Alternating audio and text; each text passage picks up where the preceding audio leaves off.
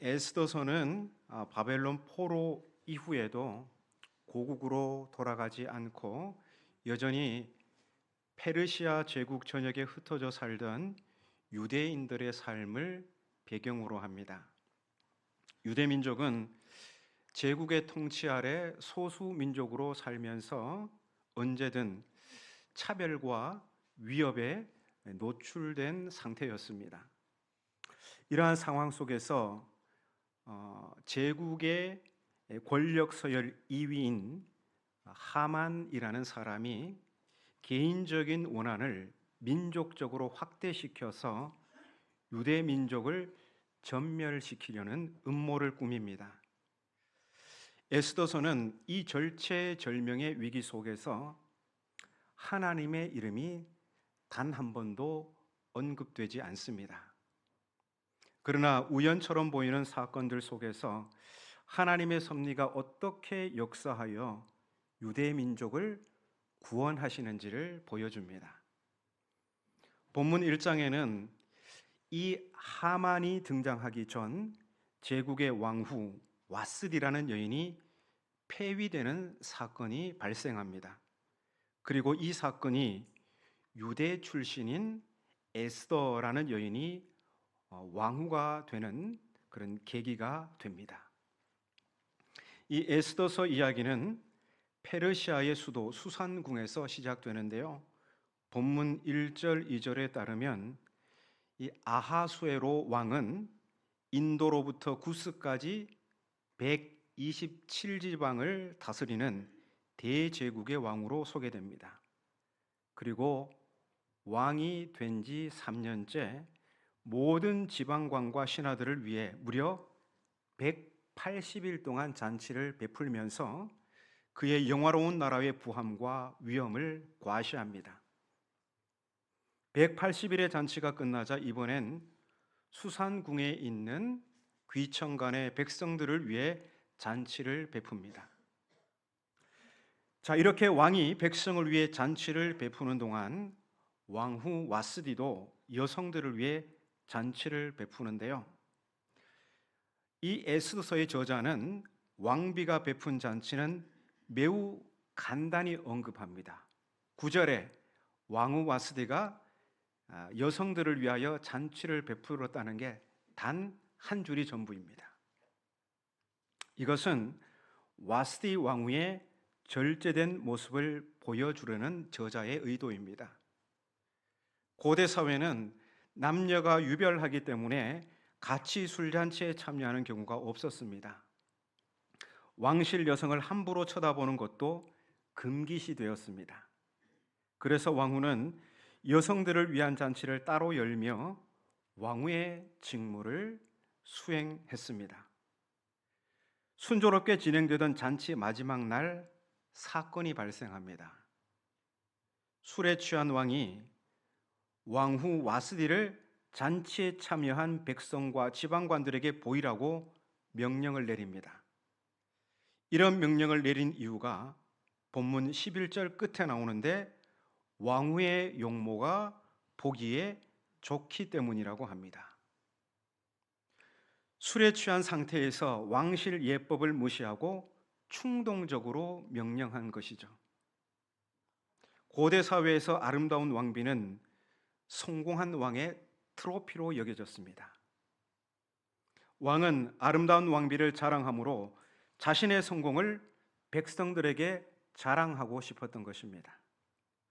그래서 최대한 아름답게 차려입고 나오라고 한 것이죠. 왕후를 취객들의 눈요깃감으로 내보이는 상당히 무례하고 적절하지 못한 명령을 내린 것입니다. 그런데 왕후는 왕의 명령을 거절합니다.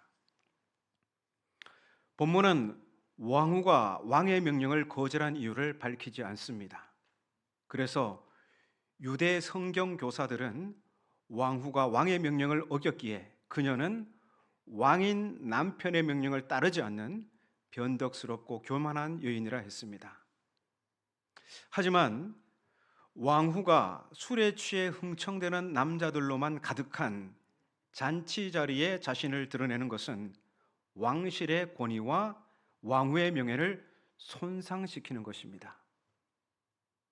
그래서 이 와스디는 왕실의 권위와 자신의 명예를 지키기 위해서 왕의 명령을 거절한 것입니다. 그래서 왕후 와스디는 과시적이고 무절제한 왕과 대조되는 품위와 절제를 지키는 인물로 평가할 수 있습니다. 하지만 왕후의 행동에 왕은 진노하는데 마음에 불이 붙는 것 같아 비이성적이고 격앙된 모습을 보입니다. 왕은 자기 잘못은 생각하지 않고 127지방을 좌지우지하는 대제국 페르시아 왕이 자기 아내 하나 뜻대로 하지 못한다는 생각에 불같이 화를 냅니다. 왕은 왕후의 거절 사태에 어떻게 대응해야 할지 몰라 현자들에게 조언을 구하는데요. 13절을 보십시오. 왕이 사례를 아는 현자들에게 묻되, 그 괄호에 보면 왕이 규례와 법률을 아는 자에게 묻는 전례가 있다고 하죠. 이 왕이 현자들에게 이런 경우 어떻게 하면 좋은가 묻습니다. 그때 현자들의 반응을 보십시오. 14절입니다.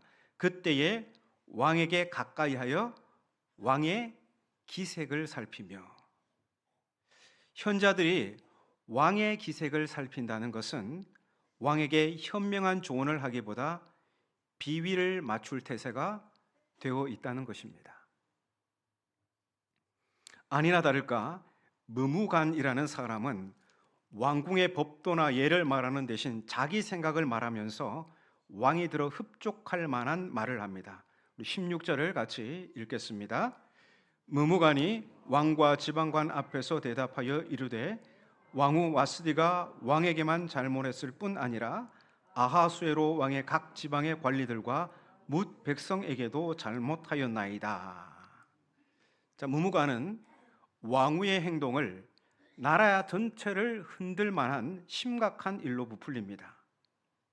문제의 본질은 아하수에로 왕이 술에 취해서 왕후를 자기 성공의 전리품으로 그리고 취객들의 눈여깃감으로 내보이는 상당히 무례하고 적절하지 못한 명령을 내린 것입니다. 오히려 왕이 왕실의 권위를 무너뜨렸습니다. 무무관과 함께한 그 현자들이 충신이라면 왕후의 행동을 왕실의 권위를 지킨 지혜로운 행동으로 치하하고 왕의 노를 진정시키려고 했을 것입니다. 그런데 무무관은 어떻게 말합니까? 17절을 읽겠습니다. 아하수에로 왕이 명령하여 왕후 와스디를 청하여도 오지 아니하였다 하는 왕후의 행위의 소문이 모든 여인들에게 전파되면 그들도 그들의 남편을 멸시할 것인즉. 네. 왕후가 왕의 명령을 거절했다는 소식이 나라 전체에 퍼지게 되면 모든 여자들이 남자를 무시할 거라는 것입니다. 왕도 무시당했는데 다른 남자들은 말에 무엇하겠느냐 하는 것이죠. 그러면서 무무관이 결론적으로 내놓은 대답이 무엇일까요? 19절을 보시면 무무관은 왕후 와스디가 다시는 왕 앞에 오지 못하는 조서를 내릴 것을, 그리고 번복이 없도록 아예 법률로 정할 것을 제안합니다. 그리고 왕후의 자리는 그보다 더 나은 사람에 줄 것을 제안합니다.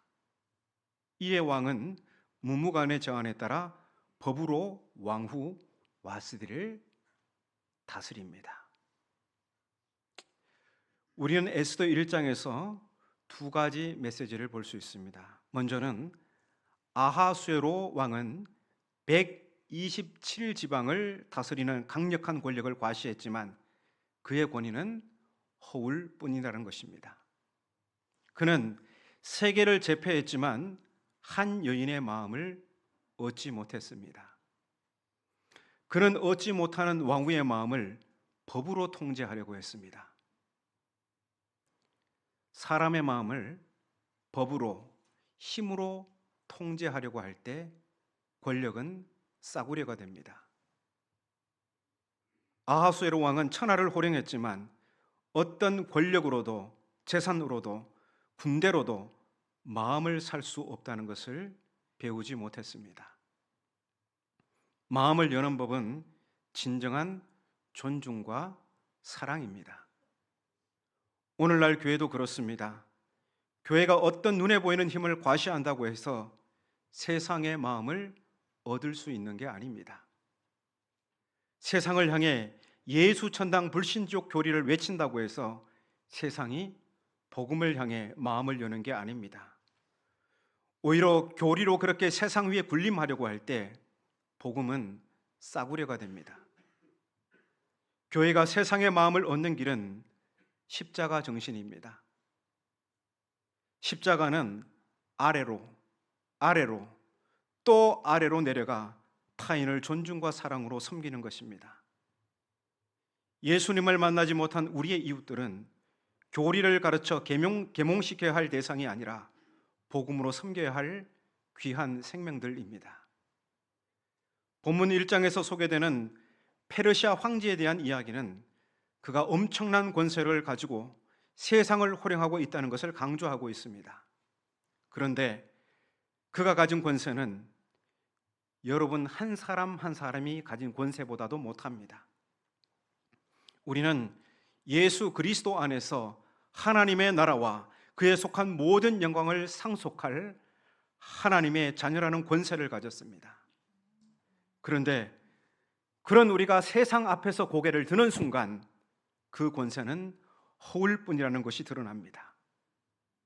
우리는 세상을 향해 존중과 사랑의 마음을 품고 섬김의 종으로 나아가야 합니다. 올 한 해 태신자를 마음에 품고 기도하며 복음을 전할 때도 우리는 다른 것을 자랑하면 안 됩니다. 오직 예수 그리스도와 그가 십자가에 못 박히신 것만 자랑해야 합니다. 그리고 우리의 말과 행동에서 그리스도를 본받은 겸손과 섬김이 이웃에게 전달되어야 합니다. 왜냐하면 복음은 인격이기 때문입니다. 저는 이 신축 건물에서 매일매일 감사하며 목회하고 있습니다. 이 건물이 하나님의 감화와 감동을 받은 성도들의 기도와 헌신으로 지어졌기에 더욱 애착이 갑니다.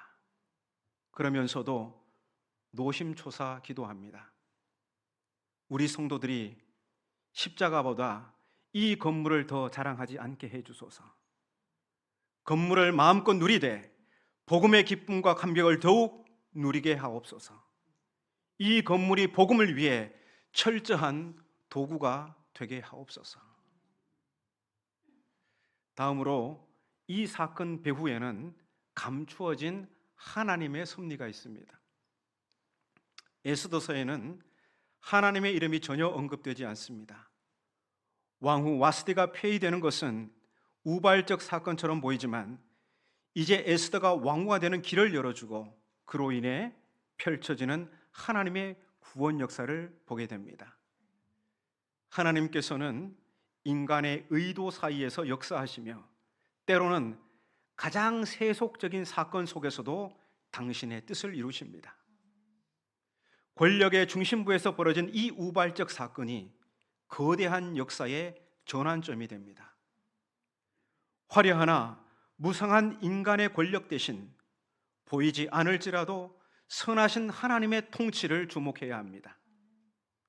보이지도 들리지도 않지만 참 권력은 하늘과 땅의 주인으로부터 옵니다. 그러므로 목사도 당회도 기관과 부서와 모든 재직들도 하나님의 주권을 인정하며 인간적인 생각을 앞세워서는 안 됩니다. 비록 눈에 보이지 않지만 우리의 앞서 우리의 삶을 인도하시겠다는 하나님의 약속이 이곳에 있습니다. 이것을 늘 잊지 마십시오. 우리가 각자의 분야에서 성공한 경험이 있다고 해도 교회 공동체는 그 성공의 노하우로 운영되지 않습니다. 우리 각자가 가진 재능이 그리스도의 통치 아래 있을 때 일정 부분 도움이 되겠지만 그리스도를 앞지를 때는 오히려 독이 되고 걸림돌이 되고 맙니다. 우리는 외면상으로는 엄청난 고백을 했지만 예수께서 인류 구원을 위해 가셔야 할 십자가 길을 가로막아섰던 베드로의 실상을 잘 알고 있습니다. 그는 주는 그리스도시요 살아계신 하나님의 아들이십니다. 이렇게 고백하였습니다. 하지만 예수께서 고난과 죽음과 부활을 말씀하시자 베드로는 예수님을 붙들고 항변하면서 결코 그런 일은 있을 수 없다고 예수님을 가로막았었습니다. 우리 인간이 그렇습니다. 똑 부러지는 신앙 고백으로 예수님께 가장 충성 맹세를 하는 것 같지만 인간적인 생각이 앞설 때가 많습니다. 그래서 그리스도의 겸손을 우리는 배우고 또 배워야 합니다. 이 배움이 가장 필요한 대상은 목사와 장로입니다. 왜냐하면 직분은 스스로를 과신하는 착각을 불러일으키기 때문입니다. 목사인이 뭔가 대단한 사람이 된 줄로 착각합니다. 장로로 임직받았으니까 그때부터 내가 굉장한 사람이 된 줄로 착각할 위험이 있다는 것입니다. 중직을 받았다고 해서 저절로 경건해지고 탁월해지는 것이 아닙니다. 아래로 또 아래로 내려가는 훈련의 과정이 계속되어야 합니다. 나 옛날에 성경 공부 많이 했어. 그때 기도 열심히 했어. 아닙니다. 오늘의 신앙은 오늘의 기도와 말씀으로 걸어가는 것입니다. 저 역시 그 훈련의 과정 가운데 있습니다. 그래서 여전히 부족하고 실수가 많습니다. 저는 우리 장로님들이 그리고 저 자신이 성도들 위해 군림하는 사람이 아니라 성도들로부터 사랑과 존경을 받기를 원합니다. 그 길은 분명합니다. 기도에 앞장서고 말씀 앞에 먼저 무릎 꿇고 섬김의 자리에서 한 발 앞에 서는 것입니다. 우리 성도님들도 마찬가지입니다. 비판하는 것은 쉽습니다. 그러나 섬기는 것은 나를 아래로 또 아래로 쳐서 복종하는 성령 안에서 우리의 본능을 거스르는 뼈를 깎는 훈련이 필요합니다. 이 훈련을 부지런히 해야 우리 모두가 자기 모순에서 벗어날 수 있고 역사 배후에서 일하시는 하나님의 주권을 인정하고 겸손히 주님의 손에 들려 쓰임받을 수 있습니다. 우리 함양교회의 주인은 오직 그리스도이십니다.